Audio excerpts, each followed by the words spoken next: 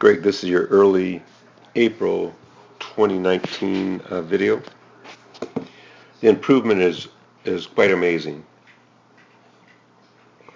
Um, big difference and good job. So looking at it in detail, the stance is great. You know, chin could be up just a little, but that's not any big shakes. So good grades for the initial conditions. And then here, that's really good. That's that's the best I've seen right here. See how the the head of the club is actually outside your hands, which is great. That's a good compensation, and it's easy to go right from outside your hands to at the top in a laid off position. And the toe of the club is up, so it means you have good forearm rotation. So that's really nice there. The only possible glitch would be is you still have a bit the butt of the club at impact at address is there, and now it's just about there. So you still have a bit of a throw of the hands away from the body. If it was truly a pendulum thing, the hands and the club head would go straight back and then slightly around. The problem with throwing the hands away, towards the ball a bit is you kind of lose connection with the left bicep and the left pec. So, but other than that, it looks good. Some pros get by with maybe a couple inches throw. This looks to be like 4 inches. Let's see what happens. So then that's beautiful. As close enough to plane as you want to get. That's really nice. At this point, it's a good shoulder tilt. Now see the shoulder, you can see by the shadow, so you're going up, and right now it bumps into your chin. So your head kind of nudges, kind of falls back a bit, and kind of rotates. If you have your chin up a bit, the shoulder will fit nicely under the chin, and Hogan, I think he maintained he wore out the his left deltoid point of his shirt on his chin, getting it under there. So now, if it does bump into your chin, it looks like it does, then the problem is you stop the back swing, have to independently move the hands and arms to get it up high enough. Now, this is your top position. It's your right forearm is like 49, 50 degrees, and pros have like 14 or all. If you drop that right arm to being, like 12 degrees off vertical, then the club will be more laid off. It'll be like this. So if your elbow is more like that, that makes the shaft right on plane. And that would really help things. So you have to have a thought at the top that your elbows are close to each other. Kind of that strap, I think I had you on, that blue strap. So that would be a good practice. What's really good is that left arm right on plane. I can't see the shaft. I can see the shaft, I can't see the head. So that part's good. If you just bring that elbow in, I don't know, 10, 15 degrees, you'll get the shaft right on plane. As you go up, you start pulling away from the back wall a bit.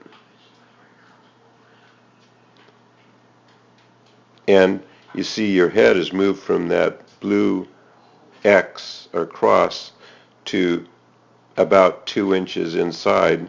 So your butt's coming away from the back wall and your head's going back, so that you're a start of losing your spine angle. So as you come down, so I would cinch up that right arm position at the top. That's the number one thing. Now watch the butt of the club. You did a nice job coming up here. Now watch. Now it kind of does a little hook, fish hook thing. So see this? And the good guys will just they'll take it up the line and down the line like this. That would be their backswing. I'm just rehearsing your. That would be their downswing. But you got this little hook thing here,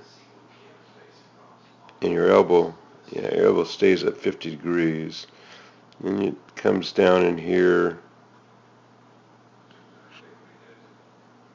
And at this point the pros actually have that. Pros actually have the shaft of the club close to the forearm, like in here. So that's relatively steep.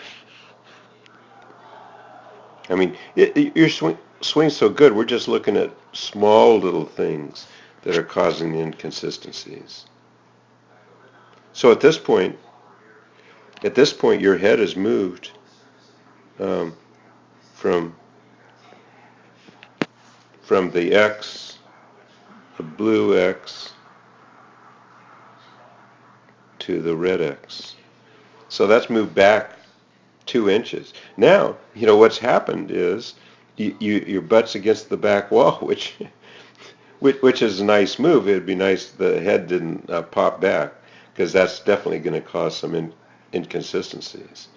But, and when you come in here, you really haven't cleared out.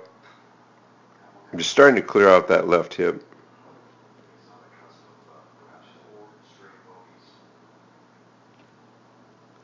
See, at this point, you're actually seeing, the left cheek come against the wall a bit. But the action is really good, Greg. See how your left cheek stays in the wall past impact? The bad part is the head's coming back. See how you're kind of standing up here, kind of losing your spine angle? But having said that, this is a great position here. See how the club head's chasing the ball and the hands are gently coming around inside? Really good. And then you keep your head down almost too long. And then see, this is another thing. You kind of exit. So you exit with the shaft not on plane. So this is a setup for a slice, curving right. You really want it set up close to a spine or close to the swing plane. But again, look at the end. Look at this end that you're showing the bottom of your foot to the fans behind you. That's really good position. So I'd look at fixing. The big culprit here is fix the hands. Make sure the hands go straight back. Remember, we had a club on the ground. The shaft of the club should be over the toe line. Here's like 4 inches outside, and then so clean that up. And clean up this top position with the arm. See how the butt of the club kind of fish hooks in here? And then once it does, to your credit, then it goes straight down. But this is motion you don't need. And under pressure, if you keep dropping it down, you're going to have all sorts of problems. So that's what I'd fix.